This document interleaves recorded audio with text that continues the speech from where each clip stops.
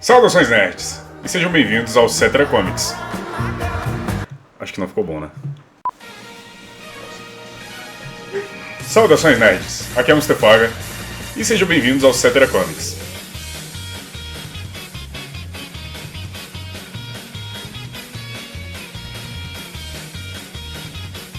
Muito bem, pessoal, sejam bem-vindos então ao primeiro episódio do Cetra Comics, que é um programa onde eu vou falar com vocês a respeito de histórias em quadrinhos, HQs em geral. Minha especialidade não é em mangás e animes, eu não sei nada, então não esperem por programas de mangás e animes. Mas eu, primeiro de tudo, eu queria falar que tudo isso que está acontecendo com o Nerdcetera, tudo que tá, os projetos que nós estamos colocando em dia, os novos vídeos, o nosso novo site, o nosso podcast, é graças ao nosso esforço, ao nosso trabalho, à equipe que a gente está trazendo hoje e também, em especial, a um e-mail de um inscrito, eu não vou falar nem inscrito, porque agora virou um amigo, um e-mail do Clayton Pitevin. Clayton Pitevin, ele é um cara que aparentemente assistia nossos vídeos e tal, e ele mandou um e-mail muito sério, fazendo uma grande crítica ao nosso trabalho. Cara, ele falou tanta coisa boa, necessária pra gente ouvir. Lógico que aos ouvidos é ruim, pra você ler é ruim, mas pra você ver os erros que você tá cometendo. E esse e-mail em específico nos ajudou muito a tomar a atitude inicial da mudança. Então, Clayton, eu demorei esse tempo todo pra te responder, cara, mas eu queria, que foi no dia 28/11 que ele mandou esse e-mail, mas eu queria te responder da melhor forma possível, cara, mostrando o nosso novo trabalho. Então, muito obrigado por esse e-mail, cara. Muito obrigado pelo apoio que você deu nessa mudança que nós estávamos fazendo. E é isso aí. Como esse é o primeiro episódio, que eu vou falar sobre histórias em quadrinhos, eu imagino que o nosso público não esteja acostumado com isso, não saiba muito bem a história das histórias. A história das histórias em quadrinhos, a história das HQs, não esteja muito familiarizado com a história das HQs. Então vamos lá. As primeiras histórias em quadrinhos surgiram no século XX, com a necessidade da busca, né, de novos meios de comunicação e expressão visual, e expressão gráfica. E os pioneiros desse novo movimento estão o suíço Rodolphe Tupfer, o alemão Wilhelm Busch, o francês George Colomb e o brasileiro Ângelo Agostini. Mas os historiadores, os pesquisadores, os estudiosos das histórias em quadrinhos dizem que, na verdade, surgiu mesmo, for real, pra valer, em 1986, com a revista The Yellow Kid, feita pelo Richard Fenton Olcott. Dizem que essa é a primeira história em quadrinho for real mesmo, porque ela foi a primeira a introduzir um novo segmento, um novo módulo, uma nova identidade às histórias em quadrinhos, que é o balão de diálogo. E no começo disso tudo, cara, o único objetivo dos quadrinhos, das histórias em quadrinhos, era todo o foco dele era humorístico, né? Era tudo pro divertimento, pro entretenimento ali, rápido, visual. E por isso que no inglês, né, você não fala histórias em quadrinhos, né, nem nada. No inglês você chama de comics, né, que vem de cômico. Mind blow total essa porra, né? Não. O tema principal, basicamente, das histórias em quadrinhos era as travessuras das crianças e animais bonitinhos. E algumas das histórias famosas dessa época Little Nemo, Mutt and Jeff, O Marinheiro Popeye e Crazy Cat. Já em 1929, com o crack que deu na Bolsa de Valores americano, estava surgindo uma nova tendência de mercado e de procura, principalmente nos quadrinhos, que é quando começa a busca por um novo gênero para os quadrinhos, e é aí que chega a aventura, o gênero aventura. E aí vem quadrinhos como Flash Gordon, Dick Tracy e Tarzan, né, que eram os maiores gêneros da época ali. Nesses três, nós tínhamos três gêneros essenciais para moldar a história das HQs durante o tempo. Nós tínhamos a ficção científica com Flash Gordon, nós tínhamos o policial com Dick Tracy, que se passava numa época em Chicago, né, com os mafiosos de Chicago e tal, e tínhamos o Tarzan, que eram aventuras na selva. Eram poucas falas, aliás, quase nenhuma fala, aliás, eu acho que não tinha fala, aliás, E é isso aí. E aventuras na selva, né? Eram os 3 gêneros que iniciaram aí a história do negócio e que é chamado a Era de Ouro dos quadrinhos. Em 1933, um personagem criado por Joe Shuster e Jerry Siegel, é foda falar esses nomes, foi criado o primeiro super-herói que tinha uma identidade secreta. O primeiro super-herói que ninguém sabia quem era. Nasce o Superman, o Homem de Aço. Yes. Ele só foi publicado mesmo em 1938, né? Pela revista Action Comics número 1. E a partir daí, meu amigo, agora vai vir muita história maluca, maluca mesmo, por conta do Superman. Nessa época aí, por conta da irmã do Nietzsche, do Friedrich Nietzsche, os nazistas, eles tinham poder, eles tinham a posse de alguns textos, algumas ideias, algumas coisas escritas pelo Nietzsche. E uma delas se chama Oberschrein. Tá bom, eu não sei falar alemão, então eu vou tentar falar da forma mais... que traduzindo isso significa super-homem. Então você já começa a imaginar a cabeça da galera pegando ideias de Nietzsche, os nazistas pegando ideias de Nietzsche e colocando ali, achando que isso tudo estava sendo implementado na história em quadrinho do Superman. Era uma bagunça total, cara. A galera do mundo inteiro, os esquerdistas do mundo todo, achavam que o Superman era uma forma de representar o imperialismo norte-americano e da arrogância fascista. Já a galera do Partido Republicano achava que o próprio Superman era um herói nazista, né? Era um maluco nazista que apareceu nas histórias em quadrinhos. E os próprios nazistas achavam que o Superman era um judeu sem vergonha que estava aí, né? Foi implementado numa história em quadrinho, não sei porquê. Todo mundo tava puto com o Superman. Cara, isso é tudo muito doido, cara. Precisou que a Primeira Guerra Mundial acabasse pro meu celular tocar. Cara, precisou que a Primeira Guerra Mundial acabasse para que eles tirassem a ideia de Nietzsche com Superman, que o herói foi criado com uma ideologia fascista, uma ideologia imperialista, essas coisas do tipo. É bem bizarro. Já em 1939, surge em outra editora o Príncipe dos Mares, né? Namor. Namor é um humano, metade peixe, sacanagem. Ele é o Príncipe dos Mares e ele é um herói, ele é um anti-herói, ele é um vilão, dependendo de onde ele for usado. Tem vezes que ele é herói, tem vezes que ele é vilão, hoje em dia nas histórias em quadrinhos. Mas o vilão principal dele, vilão não, o arqui-rival principal dele era o Tocha Humana. Não é o mesmo Tocha Humana do Quarteto Fantástico que vocês estão acostumados, mas é o primeiro Tocha Humana criado, que na verdade era um robô, e ele tinha uma tecnologia que, quando ele entrava em contato com o oxigênio, ele entrava em combustão, na hora ele... E esses dois personagens, o Namor e o Tocha Humana, eles foram criados já com um pensamento um pouco mais político, que eles entraram com um papel muito importante na Segunda Guerra Mundial. Rolava muito crossover nas HQs. Crossover é quando você pega 2 personagens, coloca eles dentro de uma HQ específica e põe os 2 para brigar por algum motivo. E ele tinha muito crossover, Namor com Tocha Humana, e sempre os aliados deles eram alemães e japoneses, né? Então você podia ver um pouco assim do exagero que eles traziam para dentro das HQs, né? E em 1940, cara, junto com a criação da ONU, da Organização das Nações Unidas, foi criado nos quadrinhos também um grupo chamado All Winner Squad, que no Brasil ficou conhecido como Os Invasores, que contava com a presença de Capitão América, Miss América e Wizard. E essa HQ, cara, All Winner Squad, ela era muito usada, principalmente por conta do Capitão América, para ser de incentivo aos soldados e à população na guerra, né? Principalmente aos soldados. Eles tinham que sentir que eles estavam fazendo a coisa certa, que a guerra era preciso, que a guerra era importante e que eles precisavam estar ali matando gente que eles não conheciam. O próprio Capitão América, ele foi criado da forma política, cara. Ele foi criado pra política. Ele foi criado de uma forma que seria para os Estados Unidos mostrar para os seus soldados que a liberdade americana estava por vir. Pra você ver, o Capitão América ele não usava arma de fogo.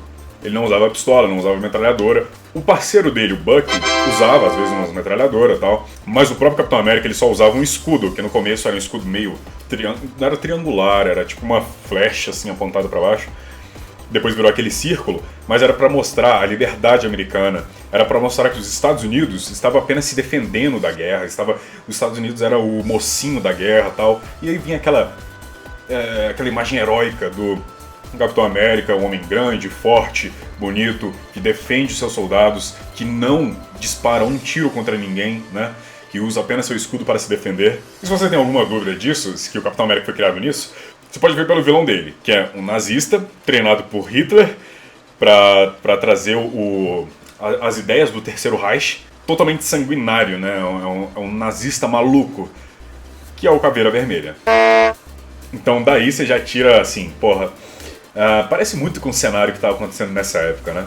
Isso tudo que estava acontecendo com os quadrinhos, cara, não estava indo muito bem na visão de alguns especialistas. Por exemplo, na década de 50, um psiquiatra chamado Frederick Ratton, ele escreveu um livro chamado A Sedução dos Inocentes, onde ele critica, mete o pau foda nos quadrinhos. Ele critica a postura dos super-heróis, ele critica a forma a forma que as histórias eram tratadas. Ele critica muitas coisas que algumas fazem um pouco sentido e outras até você se questiona, ainda mais com os padrões de hoje. Por exemplo, uma coisa que ele questionava, a primeira HQ do Capitão América, só pra você ter uma ideia, era ele dando um soco na cara de Hitler. É pesado, né, cara? Tá todo mundo vivendo aquele cenário de guerra, todo mundo assustado, e Segunda Guerra Mundial tá aí, e aí a primeira HQ que lança do super-herói americano, aquele cara americanizado totalmente, é ele dando soco na cara do rival, que é o Hitler, cara, literalmente. Não pegaram nem outra pessoa qualquer, tipo, pra interpretar o nazismo e tal. E essa obra tem 400 páginas, esse livro, e ele conta também, é mais pra mostrar como as histórias de quadrinhos na época estavam levando os jovens a serem delinquentes, a serem agressivos, né? Ele falava de algumas de suas coisas, alguns de seus absurdos, né? Que a Mulher Maravilha, ela influenciava o sadomasoquismo, né? Que Batman e Robin influenciavam o homossexualismo. Isso tudo parecia muito com o que aconteceu com o rock and roll há muito tempo atrás, né? Que falava que o rock and roll incentivava os jovens à violência, incentivava os jovens a práticas erradas, né? Práticas homossexuais, que na época isso era uma coisa, meu Deus do céu, que coisa do capeta. E eu fico imaginando esse cara escrevendo um livro desse hoje, né? Como seria, né? E com toda essa polêmica, cara, que tava surgindo, HQs fazendo histórias meio estranhas, pessoas importantes escrevendo livros falando mal delas, que se criou ali um código de ética, onde as histórias em quadrinhos, as HQs, as comics, elas tinham que passar por uma certa censura para serem publicadas.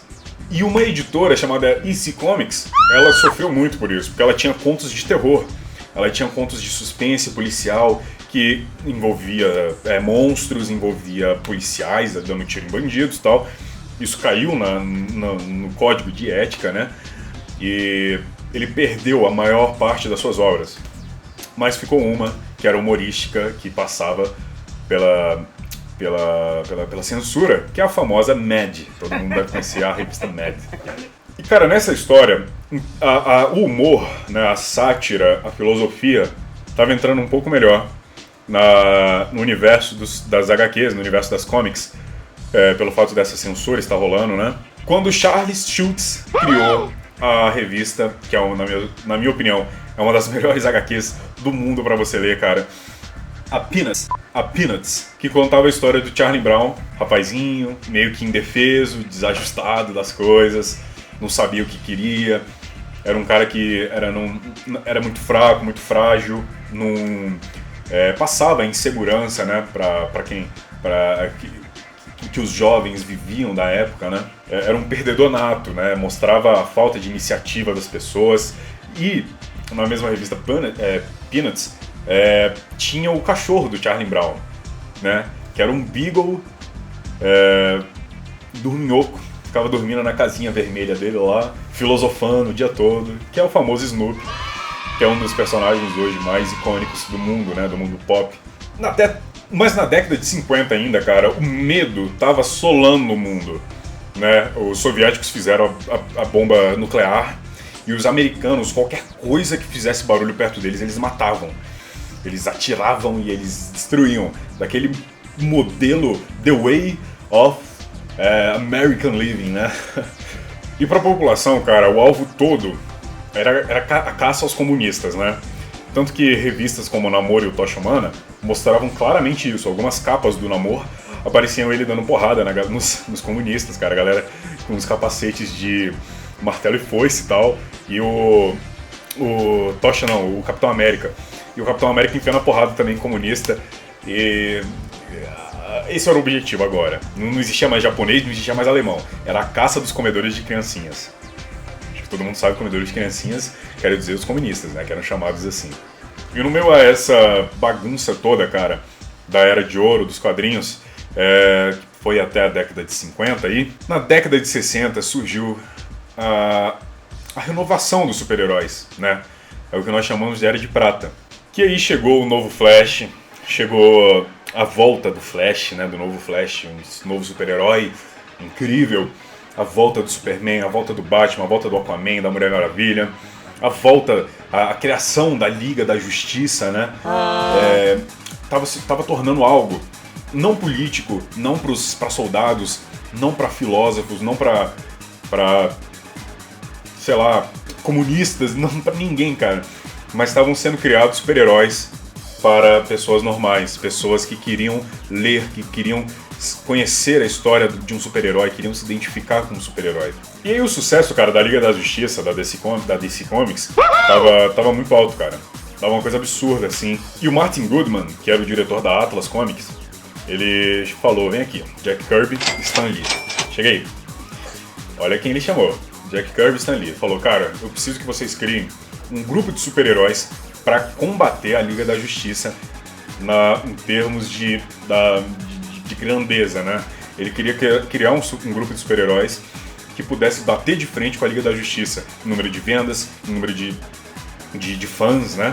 E aí o Jack Kirby pegou um projeto que ele tinha, da DC Comics até, chamado Os Desafiadores do Desconhecido, e que era uma história, só para dar uma ideia aqui.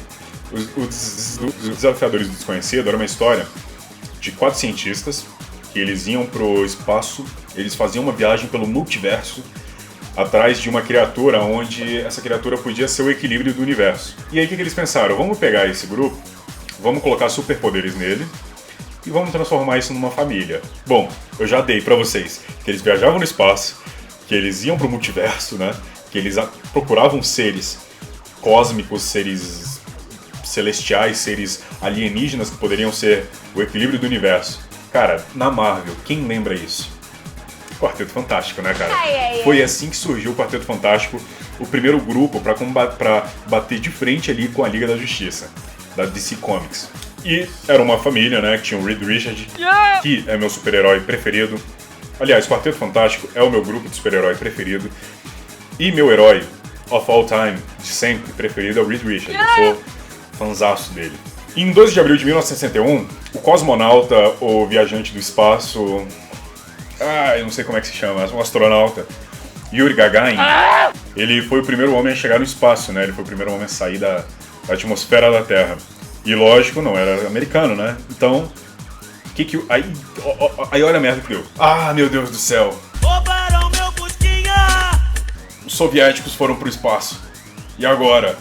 Os americanos ficaram loucos. E aí o presidente Kennedy ficou prometendo que até o final da década eles iriam também pro espaço, eles iriam à Lua, na verdade. Mas os quadrinhos fizeram isso por eles. Né? O Quarteto Fantástico ia pra Lua direto, ele ia pro espaço, ia pras outras galáxias e viajava tempo e espaço direto e tal.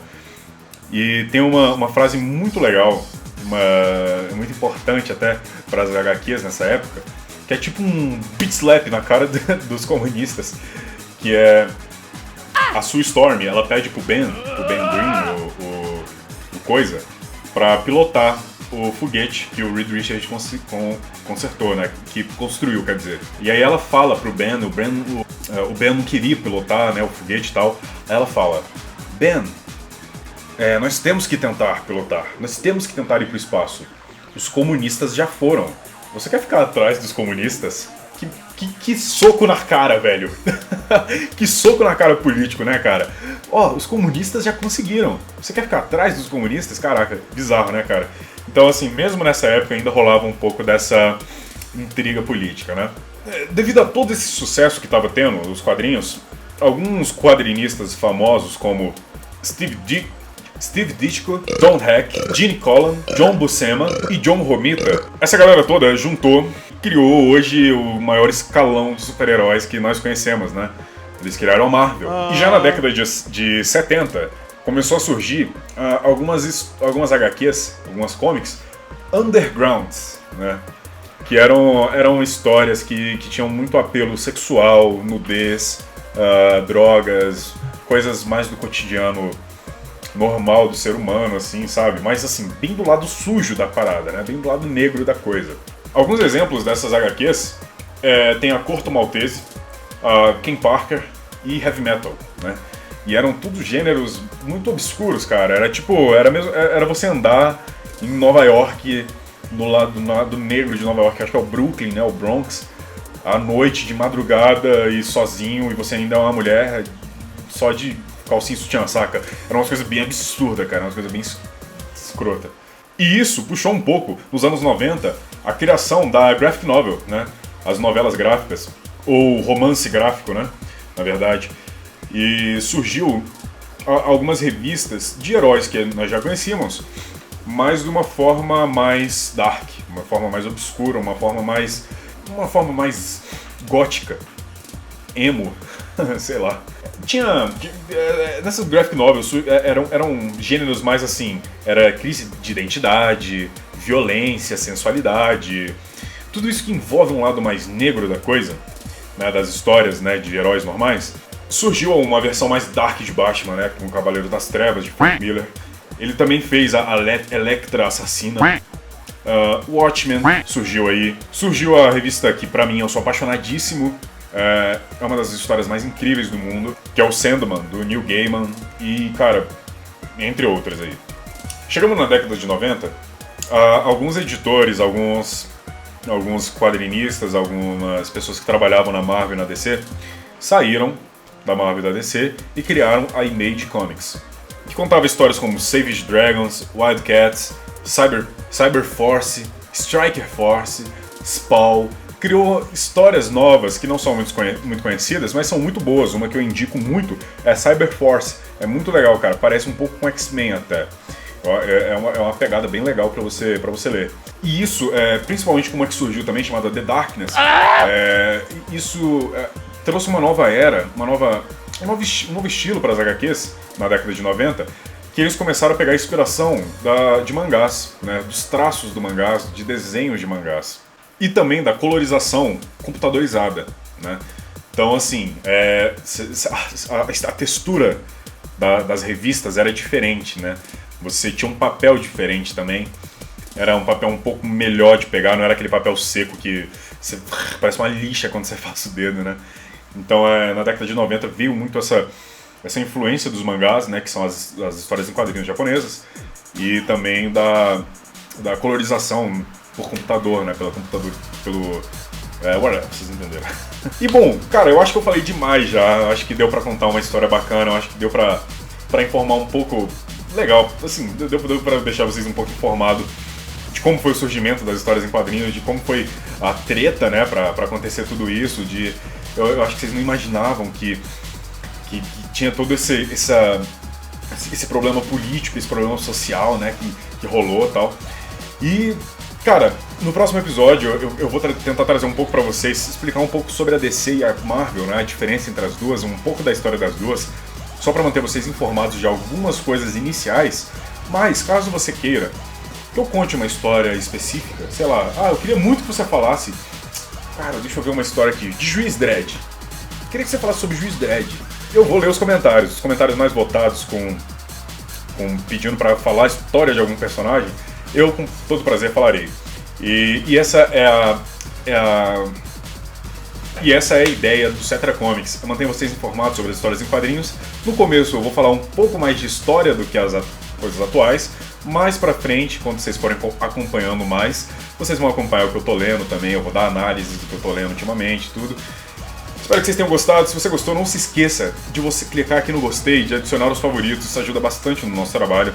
Seguir a gente no nosso Twitter e Facebook, @nerdcetra, e facebook.com/nerdcetrafp de fanpage, e no nosso site, cara. Nosso site que está sendo atualizado todos os dias com análises de filmes, de jogos, de quadrinhos. Nosso podcast tá muito legal, pessoal. Então é isso aí, eu vou ficando por aqui. Um grande abraço a todos e que a força esteja com vocês.